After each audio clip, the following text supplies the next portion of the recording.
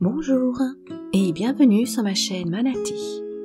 Je suis coach en méditation et j'ai souhaité réaliser quelques capsules très rapides afin de répondre à différentes questions que de nombreuses personnes se posent sur la méditation. J'espère vous donner l'envie de pratiquer la méditation qui est un merveilleux outil de bien-être. Après la méditation, ce n'est pas pour moi et j'ai pas le temps, je vis à 100 à l'heure, alors comment voulez-vous que je trouve du temps pour méditer?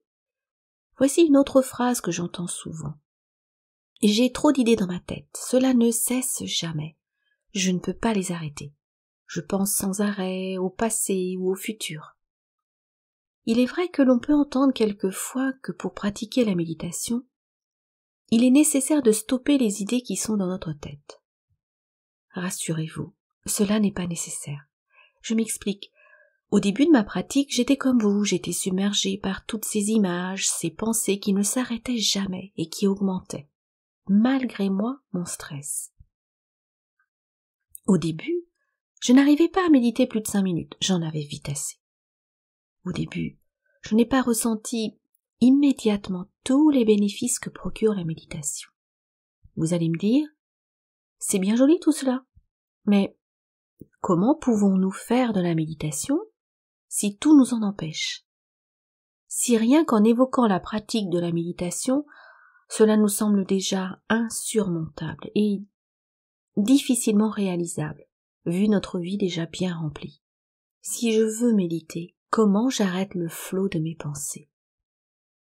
Je vais vous décevoir.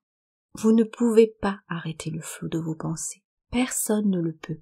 Elles sont là, et bien là, ces pensées, ces images. Par conséquent, si pour vous le flot continu des pensées était un frein à la pratique de la méditation, dites-vous que le problème est résolu. Car tout le monde doit vivre avec et pratiquer de la méditation avec ses pensées bien présentes. Bon, si nous ne pouvons pas les arrêter, nous pouvons par contre en prendre conscience. Et la méditation va nous aider à nous rendre compte que nous avons toutes et tous ces pensées, que nous avons des pensées, qu'elles sont là, qu'elles font partie de notre vie. Le fait de prendre conscience de cela, c'est déjà une grande avancée. La méditation va nous aider à imaginer que ces pensées sont sur des nuages. Au début, je vous l'accorde, cela semble vraiment bizarre. Mais à force de pratique, vous verrez cela vous semblera tout naturel. Et que ces nuages passent devant nous, que nous les voyons. Nous savons que ces pensées sont présentes, mais qu'elles ne s'arrêtent pas. Elles poursuivent tranquillement leur chemin. C'est-à-dire que nous ne nous focalisons pas sur une pensée précise. Nous ne la développons pas, nous ne la nourrissons pas, elle ne grossit pas, mais reste à sa place sur le nuage et poursuit son chemin. Nous savons que ces pensées sont présentes, nous en avons conscience. Et nous avons le pouvoir de les laisser passer, de les laisser partir, avec bienveillance, empathie et sans jugement. La méditation va nous aider à nous apercevoir que nos pensées ne sont que des pensées et que ce n'est pas la réalité. Ces pensées que nous avons tous et toutes ne sont pas des événements réels. Vous n'êtes pas en ce moment précis en train de les vivre avec toutes les émotions que cela entraîne. Ce sont des souvenirs ou bien des événements futurs qui ne se réaliseront peut-être jamais. La méditation va nous aider à nous rendre compte que petit à petit, ces pensées doivent être considérées comme des événements mentaux. Et le simple fait de nous rendre compte de cela nous apporte beaucoup de bien-être et de calme, nous permet de prendre du recul sur nos pensées,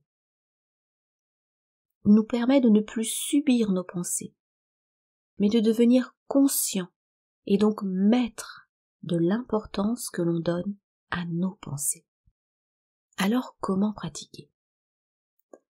Vous pouvez utiliser la méthode du stop.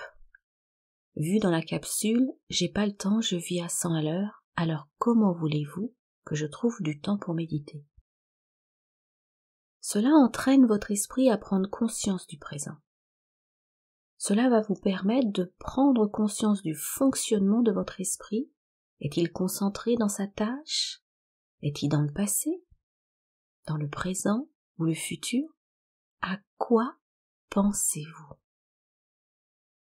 Vous pouvez également prendre l'habitude chaque jour, avant de vous lever, à la fin de votre petit déjeuner, dans une salle d'attente, un ascenseur, avant de commencer votre journée.